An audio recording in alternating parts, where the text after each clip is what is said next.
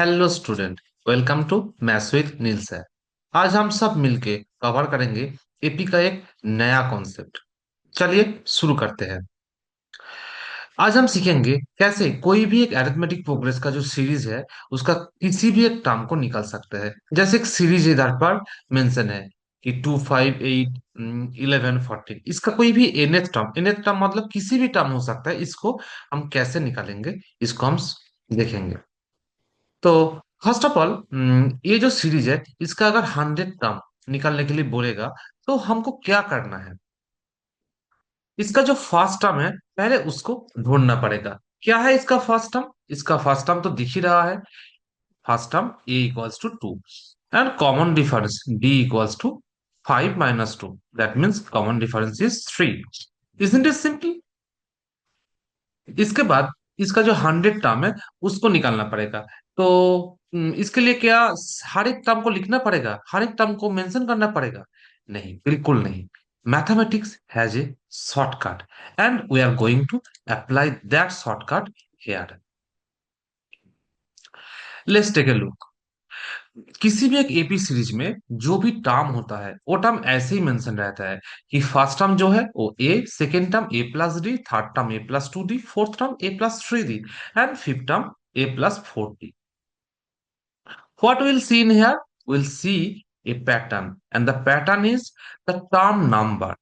कोई भी एक टर्म नंबर उसके साथ अगर -1 को करेंगे तो क्या मिलेगा? कोएफिशिएंट ऑफ बी मिल जाएगा। जैसे कि थर्ड टर्म, अगर थर्ड टर्म का जो कोएफिशिएंट है डी का, थर्ड टर्म में डी का जो कोएफिशिएंट वो कैसे मिलेगा? टर्म नंबर मतलब 3 - 1। 3 - 1 करके क्या मिलता है?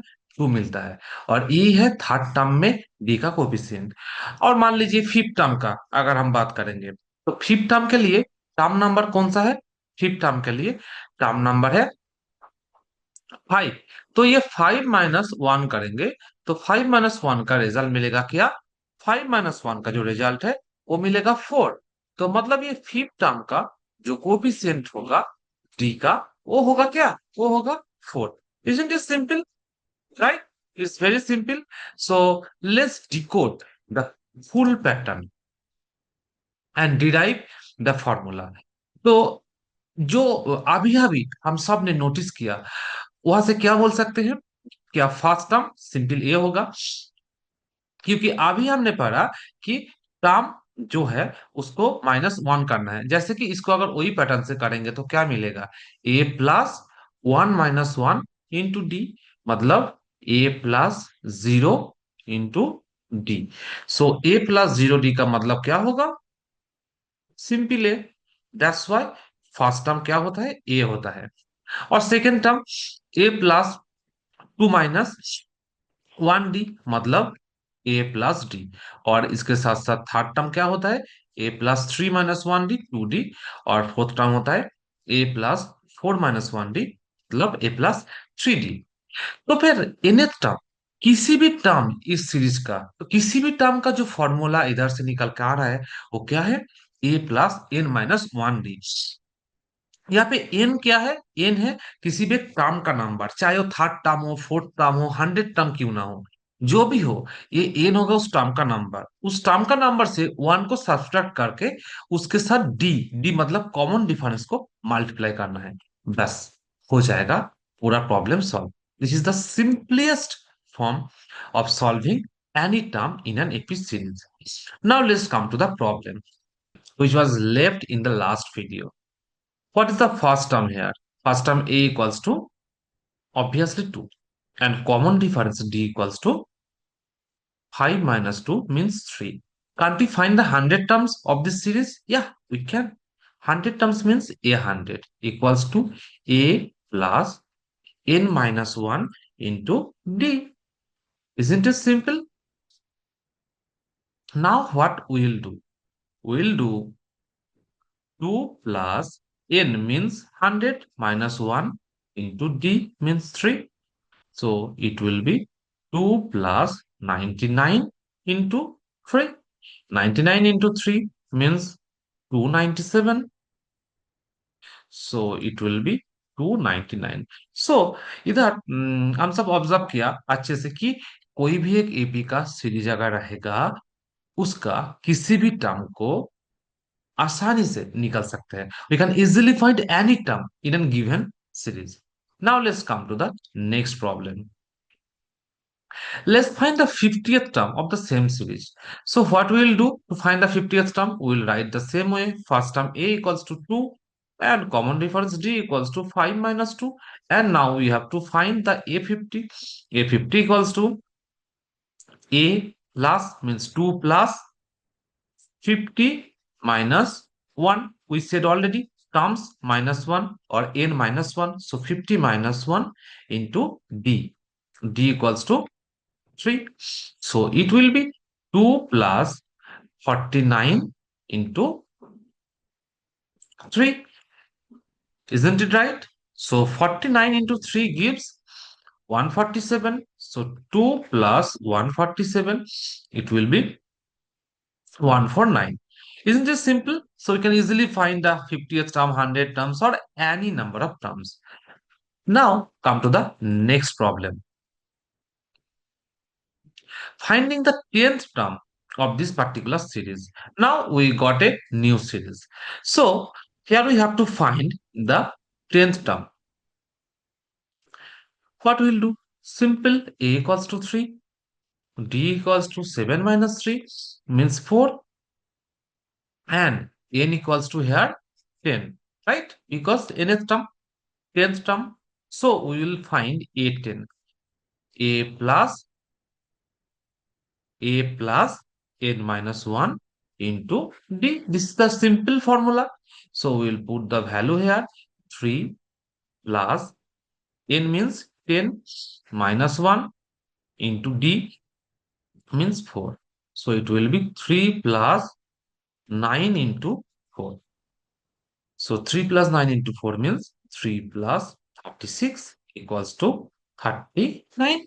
Hope this works well and you all understand this clearly.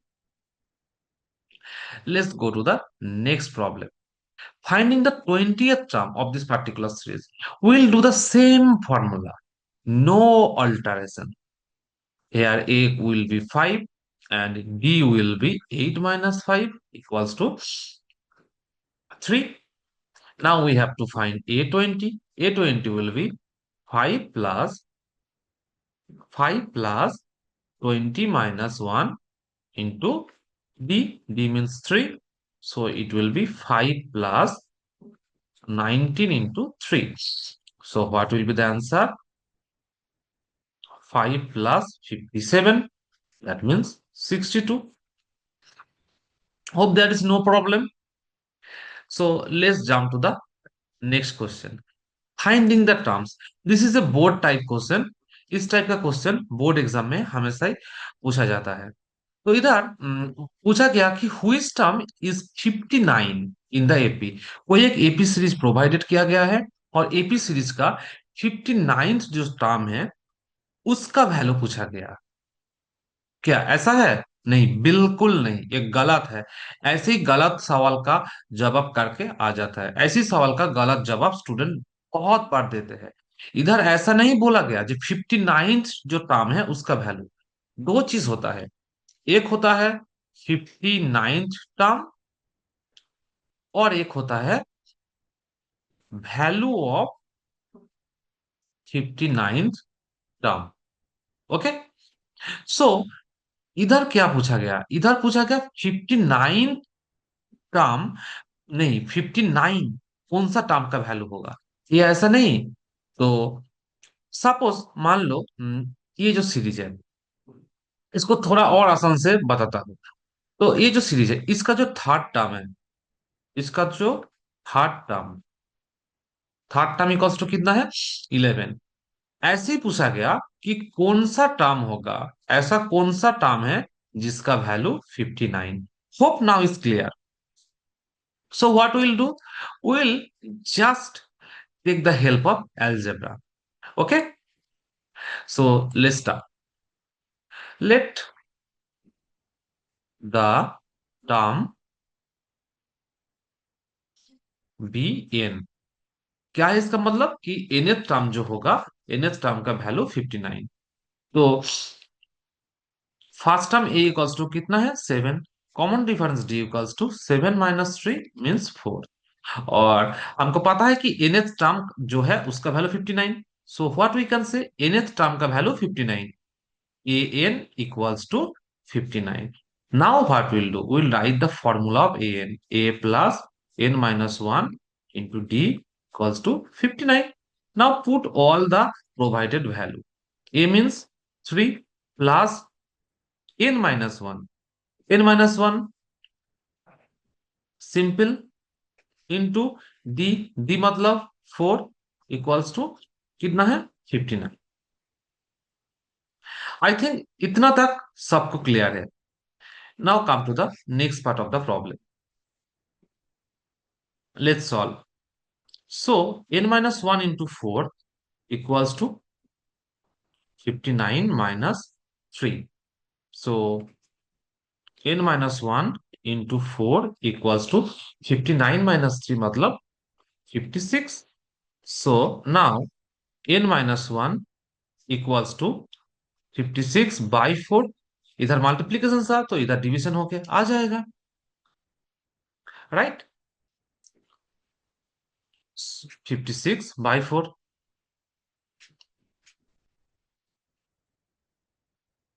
14। So n equals to 14 plus 1 minus था, प्लस हो जाएगा। So n equals to 15। So क्या आया इसका आंसर, मतलब इधर का जो 15th जो टर्म है, 15th टर्म का वैल्यू होगा 59। मतलब ये 15 equals to 59। I hope this problem is clear to you. If still you have any issue, you can comment. I'll try to solve the issue in the next video of this same series. Now, come to a real life example of saving money. Suppose a person save every week 100 rupees. Now, how much he will save after 20 weeks? Okay? Or how much money he will have after 20 weeks? कितना amount रहेगा। So first week में उसके पास है 100 rupees, second week में और 100 rupees add हुआ तो 200 हो गया, थर्ड वीक में 300 हो गया, और फोर्थ वीक में 400 हो गया, ऐसे करके हो रहा है। तो इधर first term a equals to 100, simple. Common difference d equals to obviously 200 minus 100, मतलब common difference d is also 100। Now 20, 20 मतलब we have to find the a20, so it will be a plus means 100 plus n minus 1 means 20 minus 1 into d मतलब 100। So it will be 100 plus 19 into 100। Isn't it simple? So इसका बाद क्या होगा, 100 plus 1900, right? So it will be 2000। Now the student can tell कि sir इस यहाँ पे जो फर्स्ट वीक है, फर्स्ट वीक में 100, सेकेंड वीक में 200, थर्ड वीक में 300, फोर्थ वीक में 400, तो ऐसे करके 20 वीक में 2000, तो ऐसे आसानी से बोल सकते हैं। हाँ, आसानी से ऐसे बोल सकते हैं, लेकिन जरूरी नहीं हर एक मैथ में जो अमाउंट रहेगा इतना इजी या फिर आसान रहेगा। इसलिए जो प्रॉपर स्टेप है वो प्रॉपर स्टेप फॉलो करना ही सही रहेगा। Hope the matter is clear to you. Now come to the next question. What if we want to just calculate sum of first 100 term?